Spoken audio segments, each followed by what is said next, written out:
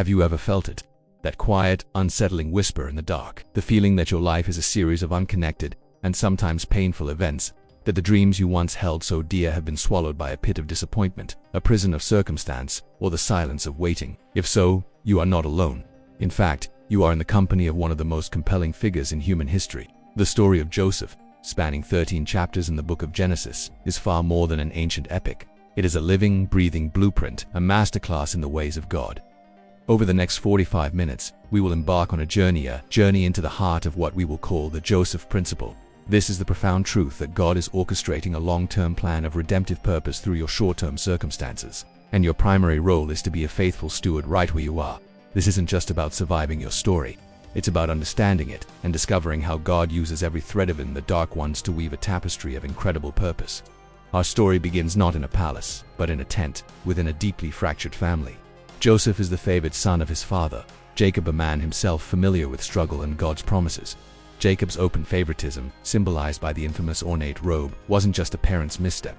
It was the kindling for a fire of jealousy. But the true spark, the dreams. God gave Joseph to profound visions, sheaves of grain bowing down, and the sun, moon, and stars paying him homage. These were not mere adolescent fantasies. They were divine revelations of a future destiny. But here we encounter the first painful paradox of destiny. The gift that elevates you can often isolate you. Joseph, perhaps with youthful naivete, shared these dreams with his brothers, and their hatred intensified.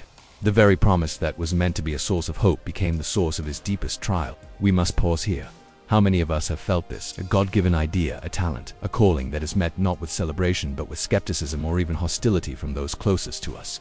This initial rejection is a critical part of the journey, forcing the dream to be rooted in God alone, not in human approval. The tension erupts in a remote field. The brothers, consumed by envy, strip Joseph of his robe, the symbol of his identity, and throw him into a dark, empty cistern. Imagine the terror, the cold, damp walls, the crushing silence, broken only by his own cries. God, you gave me a dream of stars, and now I'm left to die in this hole in the ground. This is the first pit, and for many of us, this is where the story seems to stop.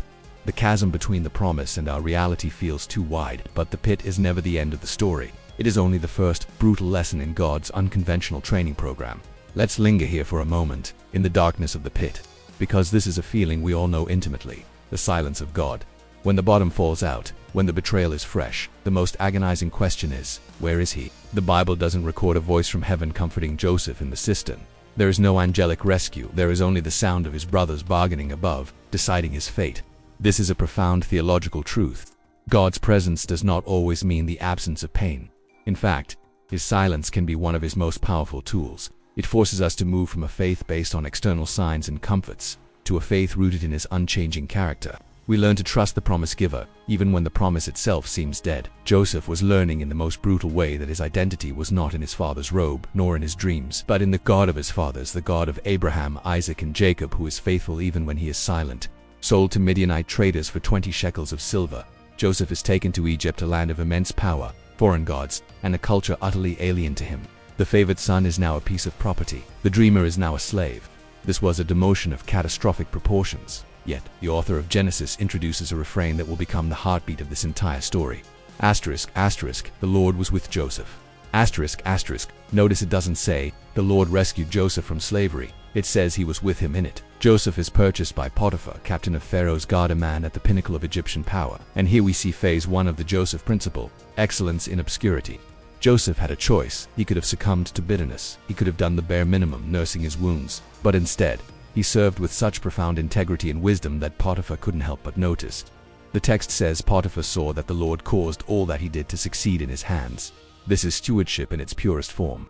Joseph was a slave, but he managed Potiphar's entire household as if it were his own.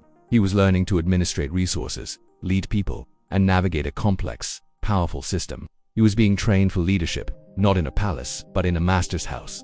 His small assignment was the very preparation for his large destiny. What Potiphar's house are you in right now? A job you feel is beneath you, a season of serving without recognition. See it not as a prison, but as a divine classroom. Just when it seemed Joseph was rising from the ashes, another devastating setback. Potiphar's wife, fueled by lust and rejection, falsely accuses him, and Joseph is thrown into the king's prison. Think about the injustice of this moment. From the pit to a position of trust, and now to a dungeon. This wasn't just a setback. It felt like a cruel joke. It felt like divine abandonment. God, I was faithful, I did the right thing, and this is my reward. But look at the text. The refrain returns, louder and more powerful than before. But the Lord was with Joseph and showed him steadfast love and gave him favor in the sight of the keeper of the prison. Asterisk, asterisk, the dungeon is not a place of punishment from God. It is a place of advanced training. This is phase 2, faithfulness in the dungeon. In part of his house, there was some reward, comfort, status. In the dungeon there was nothing, no visible reward, no chance for promotion. This is where character is refined in its purest form. Are you faithful when there is no applause? When your integrity costs you everything? The prison warden, like Potiphar, saw God's favor on Joseph and put him in charge of all the prisoners. Joseph was still managing, still leading, still being faithful even in the darkest of places. Your dungeon might be a season of illness, a period of unemployment, a relational breakdown. It's dark, confining, and it feels like a punishment. But the Joseph principle declares, God is with you there. The dungeon is where you learn to trust his presence more than you trust your circumstances.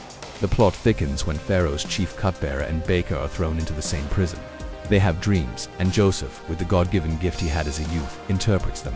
For the cupbearer, it's good news, restoration. Joseph makes a simple, heartfelt plea. Only remember me when it is well with you, and please do me the kindness to mention me to Pharaoh and get me out of this house. The cupbearer agrees, and then promptly forgets. For 2 long years, 2 more years in the dungeon after a glimmer of hope. This perhaps is the greatest test of all. The test of patience after a promise, the agony of being forgotten. Many of us can endure a sudden crisis, but the slow grinding pain of waiting can erode our faith. Yet these 2 years were not wasted. They were the final refinement, sanding away the last vestiges of self-reliance. Joseph learned that his deliverance would not come from a man's memory, but from God's perfect timing.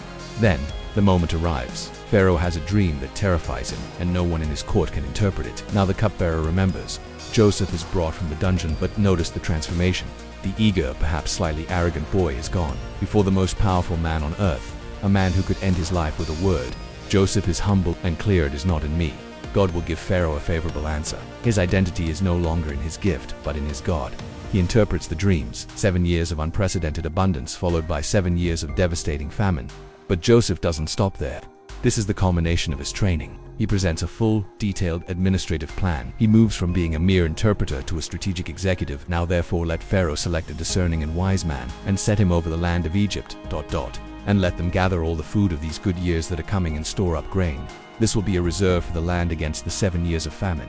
Pharaoh's response is one of the most dramatic reversals in history, since God has shown you all this. There is none so discerning and wise as you. You shall be over my house, and all my people shall order themselves as you command.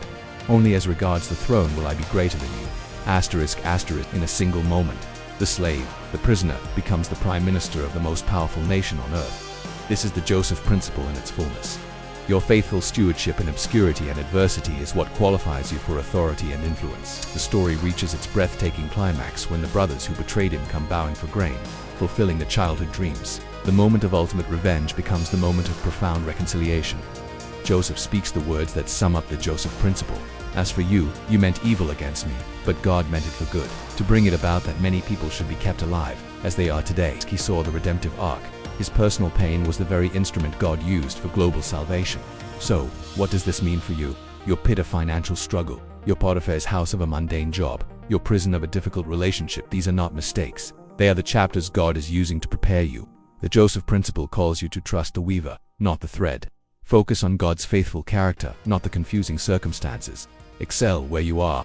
Your current assignment, however small, is your training ground for your future calling. Embrace the process. Character forged in the dungeon is unshakable on the throne. Your life is a story written by God. The Joseph principle assures us that no chapter is wasted. The pain has a purpose. You are a steward of the King, and your faithful management of today's trials is preparing you for a destiny that goes far beyond yourself, a destiny that, like Joseph's, can bring life to many. So be faithful, trust the process, and watch as God uses your story for a purpose that saves and serves beyond your wildest dreams.